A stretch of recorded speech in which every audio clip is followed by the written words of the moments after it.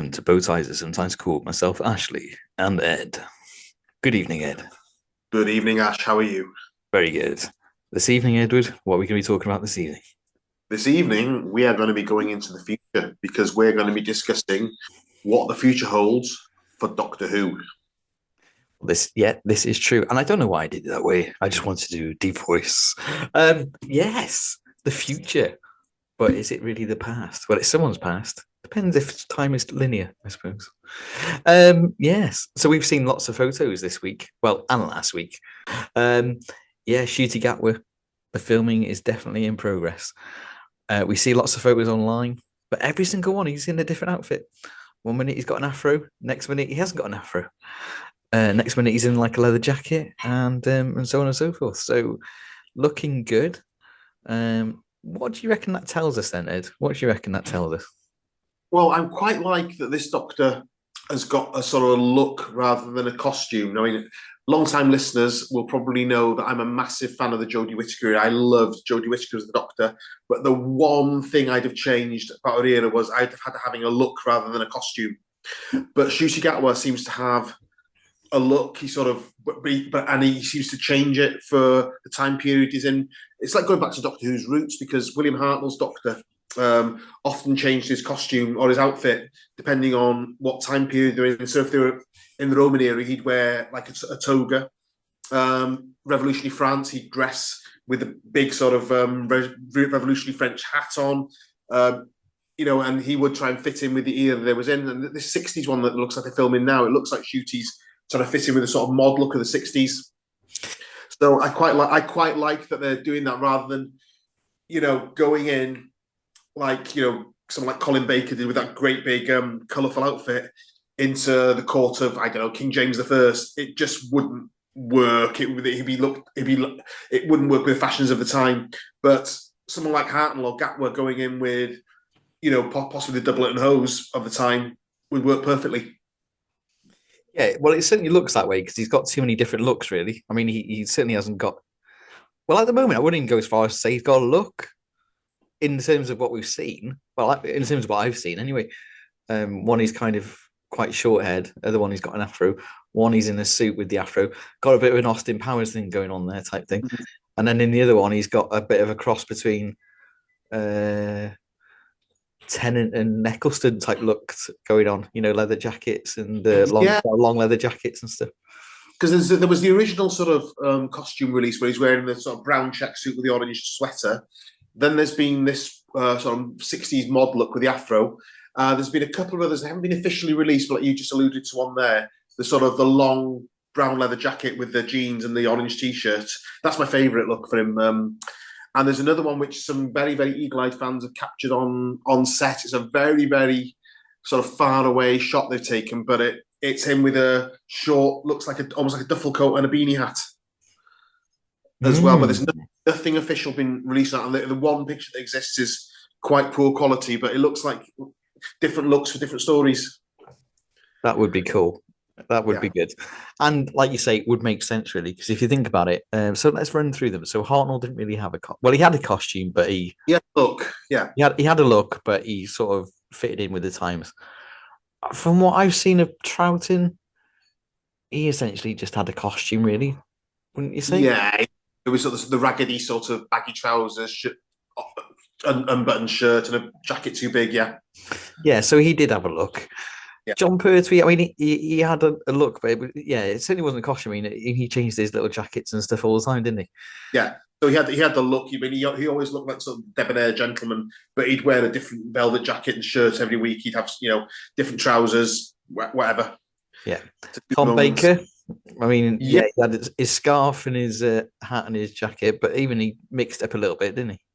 Until you get to season 18 when John Nathan Turner took over, and then it was a costume. I think John Nathan Turner, who took over in 1980, wanted an identifiable look, sort of costume for the Doctor, which was marketable. So he gave Tom Baker the burgundy outfit, which he wore in his last season, and that didn't change. And I'm assuming if Tom would have stayed on, he'd have just kept the burgundy outfit for subsequent seasons. Yeah, it looks. Well, I mean, that's clearly where it started. I mean, Peter Davison had a costume. which did look a bit out of place at times. Yeah. Collins, I mean, I'm not sure where Collins would have looked in place. Sylvester's, I thought was quite good. I mean, it's for his character, for his personality, it matched quite well. I think if he'd have lost the jumper on Sylvester's, it would have been fantastic.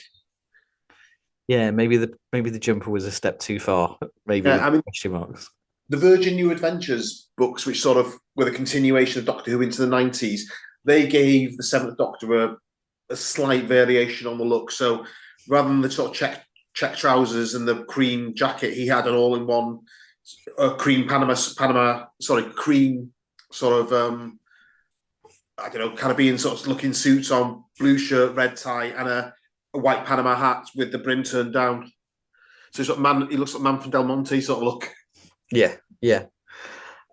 So he had a costume, definitely had a costume. McGann, when he did the TV movie, I suppose you could say he had a costume, but then that's changed, hasn't it? Since So Eccleston costume, really modern day clothes, but it was the same all the time. Though he didn't deviate from it, did he? He changed his jumper though. If the colours changed on it, is that enough? All right, then. Maybe I'll give you that, Ed. Then. All right, then. Yeah, I'll give you that. The friend of the show, Rob Valentine's, written another Eccleston story for Big Finish, and he's insisted that Eccleston's character has a turtleneck sweater, and they've incorporated that in the artwork. So Rob is responsible for a costume variation on it on the Ninth Doctor. Rewriting history. Yeah. Okay, so all right then. Right, we'll say he's had more of a look, albeit now. No, maybe not then. Right, Tennant. Well, no, not okay. A look. I'd have to say a look, yeah, because he wasn't wearing the same stuff all the time, but it was the same cut, wasn't it? It was the same. Yeah. So he had the brown suit and the blue suit. He had his ties changed, the shirt changed. So the trainers changed. Maybe that's when they thought, because John Nathan Turner did it probably for commercial reasons. Maybe when they got to like David Tennant, they thought, yeah, we could even make even more money here. Imagine all the variations on the figures we can sell. Okay, so then we come on to Capaldi. Yeah. You've done the right thing. You've skipped Smith, but oh yeah, sorry, yeah, Matt Smith. How could I forget that? Yeah, well, more of a costume, really, wasn't it? I suppose. Yeah, he had the tweed jacket and bow tie for his first 2 seasons. Then he had the long, sort of velvety jacket with a bow tie for his last season. How could I miss him? Well, anyway, it's like same way as you miss Daniel Craig on James Bond. Yeah. Oh, yeah. But the thing is, yeah, since last week when we recorded Daniel Craig and Casino Royale, I've started to reflect on it, and I'm thinking maybe I've been too hard on him over the years. He's a totally different Bond to what I would like, but he is quite good, at least in the first couple. Maybe. Maybe that's for another day. Ed's shaking his head. Yeah, bring me round to my senses, Ed. I've not liked this man for 20 years. What's happening to me? Somebody's got to you. I've been brainwashed. 20 years. Nearly 20 years. I've been going, Daniel Craig. No. Anyway, back to Doctor Who. So, right, where were we? So forget Smith. Capaldi. Yeah, well, when he was first announced, he had this distinct look, the sort of the smart, long line black jacket with a red interior, the tight trousers, shirt buttoned up to the top. Very Pertwee-esque, I thought it looked. Some of his poses he was taking, I thought, okay, he's going to be wearing that all season. But no, he changes up his costume quite often. He had he had hoodies. He had there was an episode where he went to be a school caretaker, and he wore the school caretaker coat for that one to fit in. Most of his second season, he had like a hoodie and jeans on, but he'd go back to his sort of classic look. So he sort of varied it as well. And then Jodie, the lovely Jodie. Well, it was mixed up a little bit on the odd occasion, wasn't it? But mainly speaking, a costume. Yeah, I mean, she had a blue t-shirt and a burgundy t-shirt, and then there was a different universe variant of it with a dark blue coat rather than a lilac coat. I mean, when she wore I thought the better outfit for her, to be honest, was where she wore the tuxedo for Spyfall. But as I said, I love Jodie. I think she's one of my favourite Doctors. But my one tiny niggle is the costume just didn't do it for me. So, well, it looks like they're going for looks. I mean, let's be honest, we've seen Shooty in more outfits than the whole of the 80s already. So, yeah, so there we go. Well, but before Shooty, though, we've got Sir David Tennant coming back for 3 specials. Sir David okay. He's not Sir. He's not a real Sir. He's a Sir in your world, yeah. He's a Sir in my world. Along with Brian Blessed. I was going to say along with Brian. Sir Brian Blessed. He's Sir Brian Blessed OBE or whatever he is, yeah, or CBE. I'm still waiting for mine, to be honest. Where's Charlie Boy? Why is he not tapping me up? Does he go down to the palace? More services to broadcasting and bow ties. Yeah. That's cool. Get that. But no, David Tennant's come back for 3.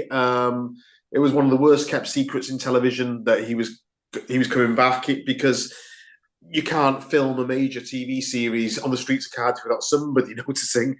And the scenes they were filming were, it was night shoots, roads blocked off, explosions, aliens marching down a road.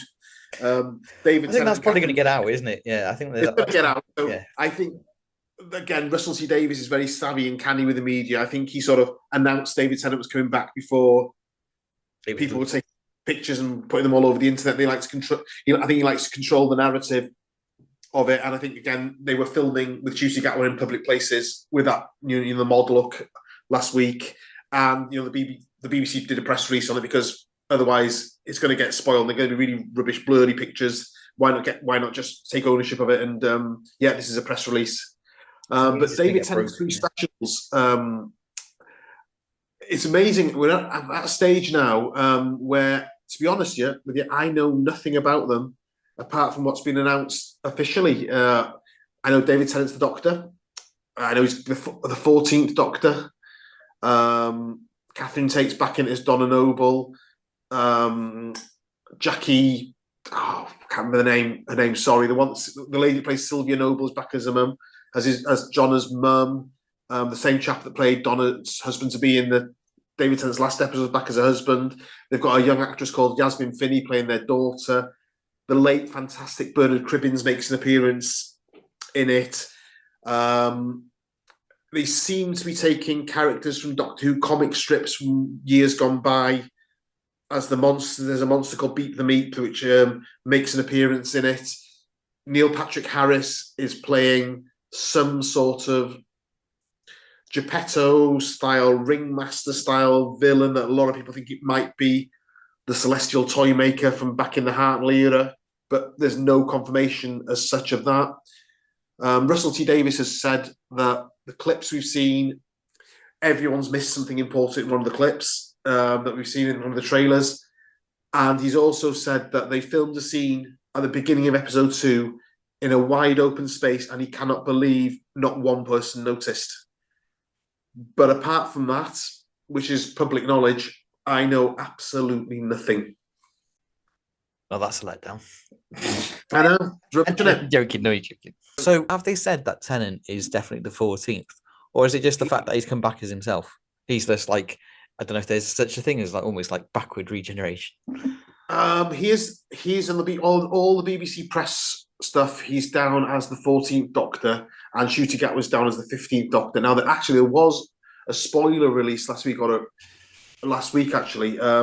There's a game, I don't play it, called Fortnite. Are you aware of it? Yeah, not paid it, but yeah. Yeah. And apparently it's getting a Doctor Who skins or pack for later on in the year. But obviously they're going to film some promo material for it. And there's a script for the promo material. And in it, David Tennant's Doctor is referred to as the Edge Doctor rather than the 14th Doctor. Mm. So the only thing I can get from Edge Doctor is that in Jodie Whittaker's last episode, the previous Doctors, when Colin Baker, Sylvester McCoy, Peter Davison, Paul McGann, etc., were there, they were called the Guardians of the Edge to help, and they helped out with difficult regenerations. So unless David Tennant's Doctor is something to do with the regeneration being traumatic and going wrong because of Neil Patrick Harris's character, I don't know. That's pure speculation. Quite good speculation, Ed. I think we'll go with that. Yeah. Can't believe he's that Neil Patrick Harris in it. I mean, he's so famous, everyone knows him. Apart from me, I apart- never heard.